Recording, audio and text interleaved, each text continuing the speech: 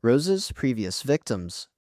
Rose Armitage has been hunting victims long before Chris Washington. Fans theorize she's been luring people to the Armitage estate for years, possibly since her late teens or early 20s. The evidence sits in a closet in her bedroom, a box filled with photographs of Rose, with different partners, all of them black. Each photo shows her wearing different styles, different hair lengths, suggesting these relationships span years. The collection includes at least a dozen different people, each one smiling next to Rose, completely unaware of what awaits them.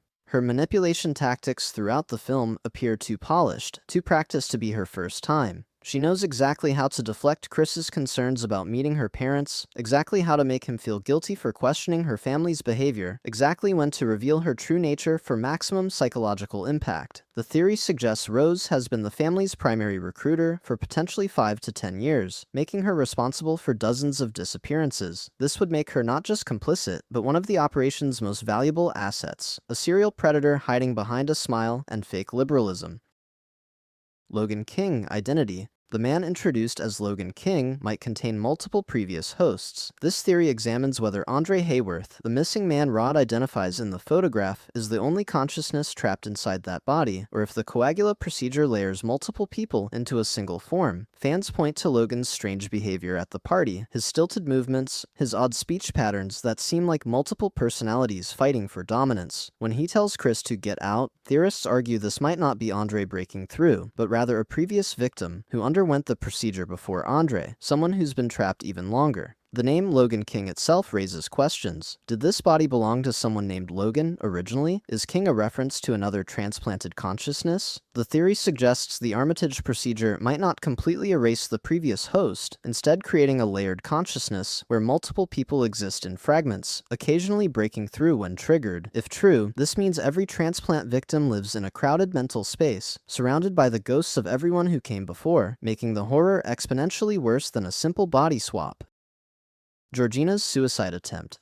The car accident that injured Grandma Armitage might have been intentional. Fans theorize that the consciousness of Rose's grandmother, trapped inside Georgina's body, attempted to end her own existence by crashing the vehicle. Dean Armitage explains they couldn't let her go after the accident, but the theory questions whether this crash was actually an accident at all. Georgina's behavior throughout the film suggests someone fighting against their own imprisonment. She exhibits strange facial tics, sudden emotional shifts, moments where she seems to be struggling against an internal force. The scene where she cries while insisting everything is fine becomes evidence of this internal war. Theorists argue that Grandma Armitage, horrified by what she had become, what her family had done, tried to kill herself by deliberately crashing the car. The Armitages then saved her by performing the procedure again, trapping her consciousness even deeper. This would explain why Georgina seems more unstable than Walter, why her mask slips more frequently. She's not just trapped in the sunken place, she's been forced back into it after trying to escape through death. The theory adds another layer of tragedy. Even suicide isn't an escape from the Armitage family, they'll just bring you back and trap you again. Walter's night runs. Walter's obsessive nighttime running serves as property security, while Dean explains Walter runs because Grandpa Armitage lost to Jesse Owens and never got over it. Fans theorize the real purpose is far more sinister. Walter patrols the grounds every night, running the perimeter of the estate in a pattern that would intercept anyone trying to escape. The theory suggests previous victims have attempted to flee, and the Armitages learned they needed a security system. What better guard than someone who never sleeps, never tires, never questions orders? Grandpa Armitage's consciousness, trapped in Walter's younger, stronger body, runs search patterns disguised as athletic training. Theorists point to how Walter appears outside Chris's window at specific moments, always watching, always present. The running isn't about beating Jesse Owens anymore, it's about making sure no future victim ever makes it off the property alive. This theory reframes every scene with Walter as a near miss, suggesting Chris was being monitored far more closely than he realized, and any attempt to leave on foot would have resulted in Walter intercepting him within minutes. Rod knew earlier. Rod Williams suspected something before Chris even left for the weekend. This theory argues that Rod's warnings weren't just the paranoid concerns of a protective friend, but based on actual knowledge. Fans point to how specific Rod's fears are from the very beginning. He immediately jumps to sex slavery and conspiracy, details that seem too precise to be random anxiety. The theory suggests Rod, working for the TSA and having access to travel records and missing persons databases, had noticed a pattern. Perhaps he'd seen reports of black people disappearing in upstate New York. Perhaps he'd noticed unusual travel patterns around the area where the Armitages live. His instant suspicion of Rose's family, before Chris even describes them, seems unusually targeted. Some versions of this theory propose Rod had investigated similar cases, maybe even knew someone who disappeared in that region. When Chris goes missing, Rod doesn't waste time with denial or disbelief. He immediately starts investigating, already knowing what questions to ask, what authorities to contact. This would make Rod not just lucky or paranoid, but someone who recognized the signs of a pattern he'd been tracking, possibly for years. Dean's actual body. Dean Armitage might not be the original Dean. This theory questions whether the man who presents himself as the family patriarch is actually the father at all, or if he's another consciousness transplanted into what used to be Dean's body decades ago. Fans note that Dean's mannerisms seem performative, like someone playing the role of a liberal intellectual rather than being one naturally. His speech patterns, his tour of the house, his carefully rehearsed lines about not being racist, all feel scripted. The theory suggests the original Dean Armitage died, or was transplanted years ago, and the current Dean is actually someone else, possibly even Roman Armitage himself, controlling the family operation from multiple bodies. This would explain how the family maintains such perfect coordination, such seamless operation. If Dean isn't who he claims to be, it means the transplant procedure is so refined that someone can live as another person for years without detection. Evidence includes Dean's odd detachment from his own children, treating them more like colleagues than family. The theory proposes that everyone in the Armitage household, except possibly Rose and Jeremy, might be transplanted consciousnesses, making the entire family a performance, a constructed facade, hiding the operation underneath. Missy's powers.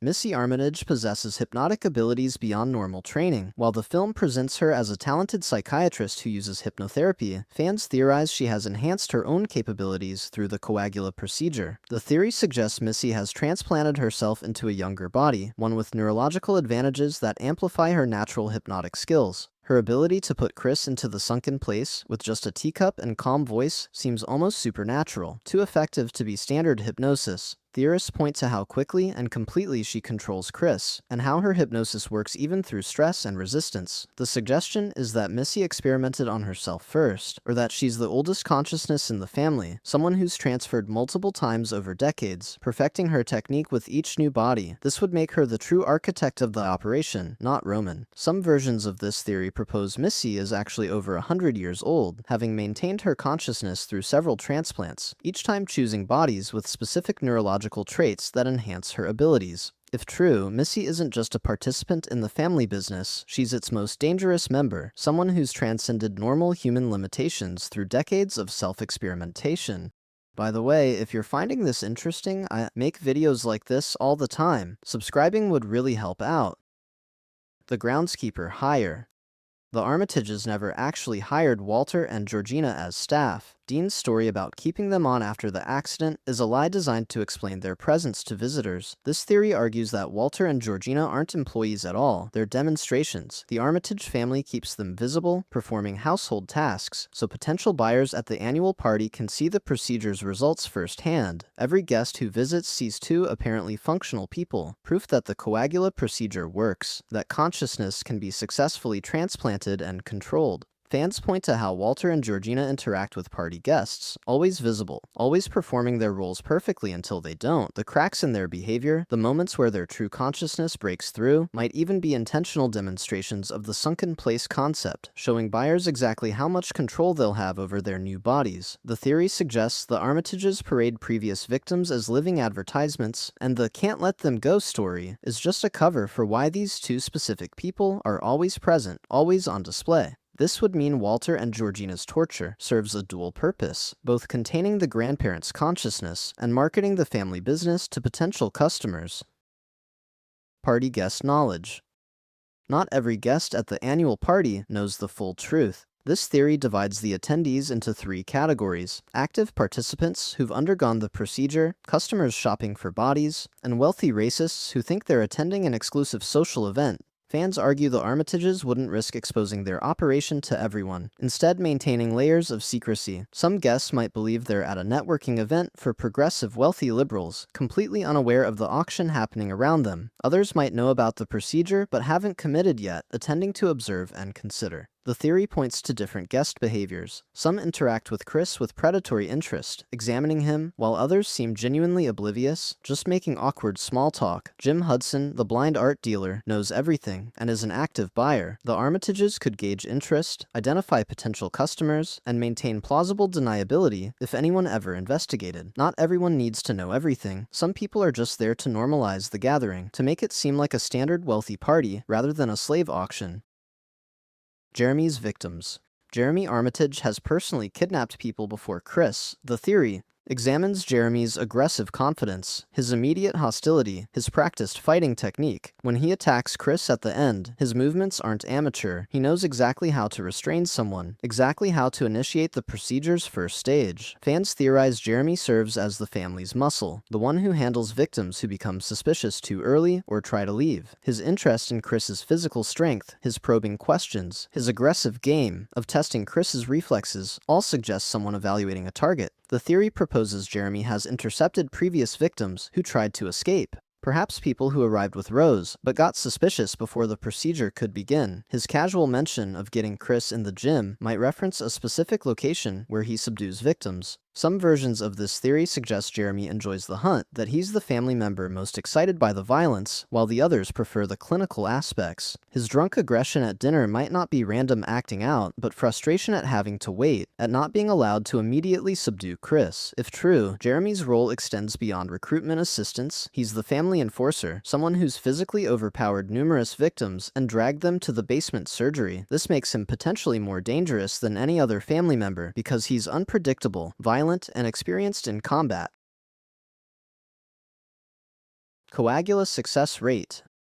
Many coagula procedures fail completely. This theory argues the Armitage family experiences frequent failures, complications that result in death, or unusable results, but they hide this from potential customers. Georgina's car accident might have been caused by procedure complications, a neural misfire that caused her to lose control of the vehicle. Walter's instability, his aggressive territoriality, might indicate his procedure wasn't entirely successful either. The theory suggests for every successful transplant, like Jim Hudson becoming Logan King, there are multiple failures the family has to dispose of. Fans point to the size of the property, the isolated location, the family's medical expertise. They would need space to hide failed experiments, land to bury mistakes. The theory proposes that Roman Armitage's success rate is much lower than he admits. Possibly only 30 to 40% of procedures result in functional transplants. The rest end in death, brain damage, or psychological breaks that render the subject useless. This would explain why the family needs a constant supply of victims, why Rose continuously recruits. They're not just serving customers, they're compensating for catastrophic failure rates, always needing more bodies because most procedures don't work. If true, Chris was extraordinarily lucky. The procedure that began on him might have had a higher chance of killing him than successfully making him Jim Hudson's new body. Chris's father. Chris's absent father knew something about the Armitage family, or the region. This theory connects Chris's backstory about his mother's death to the Armitage operation, suggesting there's a hidden history. Fans note that Chris's mother died in a hit and run, walking home alone at night when Chris was 11. The theory proposes she wasn't just walking randomly, she might have been fleeing something, trying to get away from someone. Chris's father disappeared from his life around the same time, a detail Chris mentions, but doesn't elaborate on. What if Chris's father knew about disappearances in upstate New York? What if he investigated something, discovered something, and either disappeared himself or went into hiding? Some versions of this theory suggest Chris's mother encountered the Armitages years ago, escaped, and was tracked down and eliminated. The hit and run might not have been an accident, but an assassination, and Chris's father fled to protect Chris and himself. This would add devastating irony to Chris's situation. He's been drawn to the exact place his mother died trying to escape from, his own abandonment issues making him vulnerable to Rose's manipulation. The theory suggests Chris was always a target, that Rose didn't find him randomly, but specifically because of his family's history with the Armitages, making his capture a form of revenge or completion of unfinished business. If you found this valuable, consider subscribing so you never miss new content. Thanks for watching.